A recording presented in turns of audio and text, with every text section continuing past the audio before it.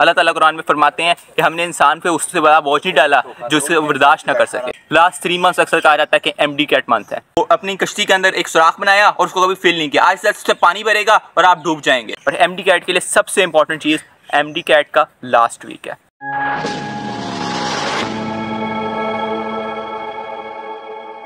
अस्सलामुअलैकुम, मेरा नाम है डॉक्टर मोहम्मद ज़हर आमिर। मैं आपकी तरह पिछले साल एक एमडी कैट का स्टूडेंट था। मैं भी इन्हीं हालात से गुजर रहा था जिससे आप गुजर रहे हैं। मुझे पता है एमडी कैट बहुत मुश्किल है, लेकिन आपको भी ये बात का अंदाज़ा होगा कि एमडी कैट के बाद आपका ड्रीम यानी डॉक्टर बनने का ड्रीम वो अचीव हो जाएगा। और एमडी कैट के लिए सबसे इंपॉर्टेंट चीज़ एमडी कैट का लास्ट वीक है। आप में से बहुत सारे लोग तो लास्ट वीक क्या होता है, सारा साल जिसने पढ़ा नहीं वो आखिर में कैसे पढ़ेगा, कामयाब होगा। यार देखो, ऐसा होता है कि एक बच्चा होता है जिसने सारा एमडी कैट का जो पूरा साल उसने एफएससी में तैयारी शुरू कर दी होती है। वो सारा साल पढ़ता है, आखिरी वीक में वो पढ़ता नहीं है, यार टेंशन बहुत है, स्ट्रेस बहुत है, और क्या होता है पेपर के अंदर इज़ आउट, उसको समझ नहीं आ रहा होता। मैं एमडी कैट जब पेपर देने जाते हो ना, वो स्ट्रेस आपको कोई भी इन्वायरमेंट, चाहे कोई भी इन्वायरमेंट हो, वो उसे मैनिपुलेट या रेप्लिकेट कर ही नहीं सकती। वो स्ट्रेस आप में से जो फ्रेशर है वो फर्स्ट टाइम एक्सपीरियंस करेगा। लेकिन इसका ये मतलब नहीं कि फ्रेशर्स इस स्ट्रेस को मैनेज बिल्कुल भी नहीं कर सकते। हाँ, मुश्किल होती है, मुश्किल तो हर चीज़ में है। कहते हैं मुश्किल के बाद कामयाबी है। अल्लाह ताला कुरान में फरमाते हैं कि हमने इंसान पे उससे बड़ा बोझ नहीं डाला जो उसे बर्दाश्त ना कर सके। तो आप पे भी ये बोझ उतना ही है जितना आप बर्दाश्त कर सकें। बिल्कुल इसी तरह अगर आप एमडी कैट की मेहनत करते हैं और लास्ट वीक को छोड़ देंगे तो आप ये एक्सपेक्ट नहीं कर सकते कि आप एमडी कैट में बहुत हाई स्कोर करें। आपको आखिरी दिन तक, आखिरी सेकंड तक अपना फोकस मेंटेन करना है। लास्ट 3 मंथ्स अक्सर कहा जाता है कि एमडी कैट मंथ है। इस एमडी कैट मंथ में आप पहले दिन से लेकर अगर आखिरी दिन तक फोकस करेंगे तभी आप अपने आप को एक मेडिकल कॉलेज के अंदर एज्यूम कर सकते हैं अपने फ्यूचर के अंदर, क्योंकि इसके बगैर आप किसी मेडिकल कॉलेज में पहुंच सकें ऐसा बहुत मुश्किल है। उसकी वजह यह है कि आखिरी हफ्ते में आपका जो माइंड होता है वो स्ट्रेस कंडीशन में इतनी ज़्यादा आ जाता है कि आपकी जो पुरानी चीज़ें होती हैं ना वो आपको भूलना शुरू होती हैं। इसलिए लास्ट वीक में आपकी जो रिवीजन्स होती हैं ना वो बहुत इंपॉर्टेंट है। रिवीजन से वो याद आता है कि आपने 2 मंथ्स तो अच्छी स्टडी कर ली, जो पढ़ना था पढ़ लिया। अब आपका लास्ट मंथ आपकी रिवीजन्स, मिस्टेक रिवीजन्स, और आप कैसे अपने जो मिस्टेक्स हुई थी उन्हें ठीक कैसे करें। आपने ये सोचना है कि यार ये गलती हुई थी मुझसे, इसको ठीक कैसे करूँ, ये गलती मैंने क्यों की, मैं इतने बेवकूफ़ वाला एमसीक्यू था, इतना आसान एमसीक्यू था, मैंने उसको गलत क्यों कर दिया। आप हमेशा इसका आंसर जब तक आपको नहीं मिलेगा ना, जब तक इसका आंसर आप अपने आप से नहीं पूछेंगे कि इनिशियल वीक के अंदर आपने दिल लगा के पढ़ना है। एमडी कैट के 3 महीने आपकी ज़िंदगी की फ्यूचर को डिटरमिन कर देंगे। इसके बाद आपने कभी देखा रिपीटर को? रिपीटर जो होता है ना वो 1 साल पूरा घर में रहता है और वो रिवीजन शुरू से शुरू करता है। उसमें और फ्रेशर में पता है क्या फ़र्क होता है? फ्रेशर को फर्स्ट टाइम जो स्ट्रेस आना है, अगर वो कामयाब हो जाए उसकी कामयाबी, और रिपीटर पे जो ड्यूरिंग टेस्ट स्ट्रेस होता है कि यार एक दफ़ा फेल हो गए दूसरी दफ़ा, तो उस पर एक अलग तरीके का प्रेशर होता है और फ्रेशर पे एक अलग तरीके का प्रेशर होता है। इसलिए आप जब रिपीटर, अगर आप सोच रहे हैं कि यार कुछ नहीं होता रिपीटर बन जाएंगे, आप अपना कभी भी एम ये ना रखें कि हम रिपीटर बनेंगे। आपने हमेशा कोशिश करनी है कि यार इतने लोग फ्रेशर में भी तो करते हैं, अगर 100% एमडी कैट की सीट्स हैं तो उसमें 33% फ्रेशर्स ने भी तो लिया है, वो ले सकते हैं तो मैं भी तो फ्रेशर हूँ, मैं क्यों नहीं ले सकता? मैंने भी तो बोर्ड टॉप किया था, मैंने भी बोर्ड में अच्छे नंबर लिए थे, मैंने भी एफएससी में अच्छे नंबर लिए थे। तो इस चीज़ को मद्देनजर रखते हुए आपने अपनी तैयारी ऐसे करनी है कि यार मैं फ्रेशर हूँ और मैंने इसी साल एडमिशन लेना है, मैंने 1 साल वेट नहीं करना, मुझे इसी साल एडमिशन चाहिए, मुझे अपने क्लास फेलो के साथ ही एडमिशन चाहिए।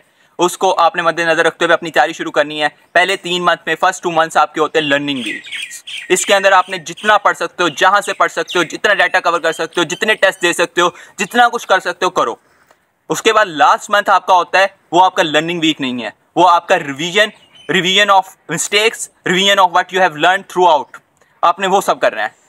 अगर आप अपनी मिस्टेक्स को फोकस नहीं कर रहे तो इसका मतलब ये है कि आपने वो अपनी कश्ती के अंदर एक सुराख बनाया और उसको कभी फिल नहीं किया, आज तक उससे पानी भरेगा और आप डूब जाएंगे। और आपको अंदाजा भी तब होगा जब आप बिल्कुल किनारे के करीब पहुंच गए। मतलब एमडी कैट आपके 160 मार्क्स आ गए। 160 से 170 वाला वो बंदा होता है जिसने अपनी गलतियों पे फोकस नहीं किया, जिसने पढ़ा बहुत अच्छा होता है लेकिन वो बेचारा अपनी गलतियों पे फोकस नहीं करता। वो अपने से कभी पूछता नहीं यार ये फलां टेस्ट के अंदर मेरी ये गलती हुई, ये क्यों हुई, ये कैसे हुई, मैं क्या सोच रहा था, ये आसान एमसीक्यूज है, मैंने क्यों गलत किया। अगर वो अपने आप से ये पूछता ना तो मैं आपको यकीन दहानी के साथ कह सकता हूँ कि उसके 160 to 170 ना आते, उसके 170 to 190 आते। और 170 to 190 अगर आपके एफएससी में 1040 1030 से अबव है तो एक श्योरिटी है कि आपका एडमिशन मेडिकल कॉलेज के अंदर, किसी भी गवर्नमेंट मेडिकल कॉलेज के अंदर आपका एडमिशन लाजमी हो गया है। आप श्योरिटी के साथ आप किसी को बता सकते हो अगर आपके नंबर FSC में 30-40 की रेंज में थे और आपके MD कैट के अंदर 175 to 180 की रेंज में है, आपका एडमिशन कंफर्म है। इसी तरह आपने फर्स्ट 2 मंथ्स लर्निंग में गुजार दिए, लास्ट मंथ आपने अपनी रिवीजन ऑफ मिस्टेक्स में गुजार दिए। लास्ट मंथ के अंदर ज़्यादा से ज़्यादा टेस्ट देने की कोशिश करें। मॉक टेस्ट होते हैं, अक्सर बच्चों ने छोड़ देते हैं ओवरवेलम होके, ऐसा ना करें। और आपको MD कैट से पहले MD कैट टेस्ट चाहिए। हाँ, ये एक बात सच है कि MD कैट एनवायरनमेंट का जो असली स्ट्रेस है वो कोई भी इंस्टीट्यूट, कोई भी इन्वायरमेंट उसे रेप्लिकेट नहीं कर सकती। वो आप उधर जाओगे आपको तभी पता चलेगा। यहीं पे एक फ्रेशर और रिपीटर में फ़र्क आता है। जो रिपीटर होता है उसने एक दफ़ा बर्दाश्त कर लिया होता है, फिर जो फ्रेशर होता है उसे पता नहीं होता।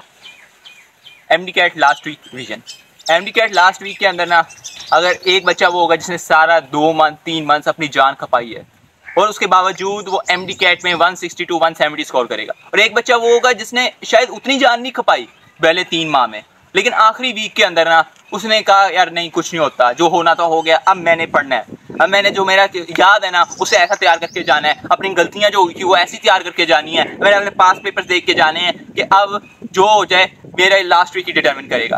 तो वो बच्चा उस बच्चे के मुकाबले में जिसने 3 माह मेहनत की और आखिरी वीक में बिल्कुल ढीला हो गया, जिसने कहा यार मैंने पढ़ लिया जितना पढ़ना था, अब बस आराम से चिल करते हैं, 1 हफ्ता रह गया, 1 हफ्ते बाद पेपर है, बस स्ट्रेस मैनेज करते हैं, एंजॉय करते हैं, वो बंदा 160 से 170 स्कोर करेगा। और जो बंदा आखिरी वीक सारे मंथ में अगर उसने सही तरीके से नहीं पढ़ा, आखिरी वीक में अच्छा पढ़ लेता है तो वो 170 to 180, 180 to 190 तक स्कोर कर सकता है। और 170 to 190 एक ऐसी लाइन है जिसमें आम तौर पे मेडिकल की सीट लाजमी मिल जाती है।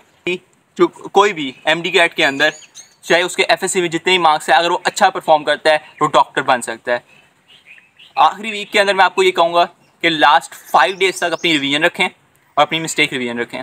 लास्ट 2 डेज जो होंगे ना, जैसे से आपका मंडे को टेस्ट है तो सैटरडे और संडे को ना आप ऐसा करें कि आप अपना कुछ स्केड्यूल ना बनाएं पहले से, क्योंकि सैटरडे संडे का आपका जो पीछे से थोड़ा थोड़ा अक्सर हम लोग स्केड्यूल बनाते हैं, हम फॉलो अप नहीं कर पाते, थोड़ा थोड़ा रह जाता है, वो आपका सैटरडे और संडे को कवर हो जाएगा। इस तरह आप जब मंडे को होंगे ना, आपका अगर आप सैटरडे संडे तक का शेड्यूल बनाएंगे तो आपका पूरा नहीं हो पाएगा और आप मंडे को टेंशन में होंगे, सुबह उठ के पढ़ रहे होंगे। और ऐसा इससे ये होता है कि आप स्लीप पूरी नहीं करेंगे, आप टेंशन में होंगे, स्ट्रेस में होंगे, MD कैट का स्ट्रेस उससे भी ज़्यादा होता है, और आप उस जगह पे जाके ना जो आपकी एग्ज़ाम सीट है उधर नर्वस ब्लॉक का शिकार हो जाएंगे, आप बिल्कुल सुन्न हो जाएंगे। इंशाल्लाह अगर आप अपने फर्स्ट वीक से लास्ट वीक की जो हमने अभी आपको बताया उसको फॉलो करेंगे तो इंशाल्लाह आपका ड्रीम अचीव हो जाएगा। इस अपनी सक्सेस के अंदर ना अल्लाह ताला को हमेशा याद रखें, क्योंकि अल्लाह ताला की मर्ज़ी के बगैर कभी भी आप सक्सेस हासिल नहीं कर सकते। हाँ, आप में से बहुत से ऐसे मुझे फॉलो भी करेंगे और अल्लाह ना करे उनका एडमिशन नहीं होता, हार नहीं माननी, क्योंकि अल्लाह ताला कुरान में फरमाते हैं इंसान के लिए वही कुछ है जिसके लिए वो कोशिश करता है। अपने हिम्मत नहीं हारनी और इंशाल्लाह आप इन गाइड्स को फॉलो करें, आप बेहतरीन परफॉर्मेंस देंगे।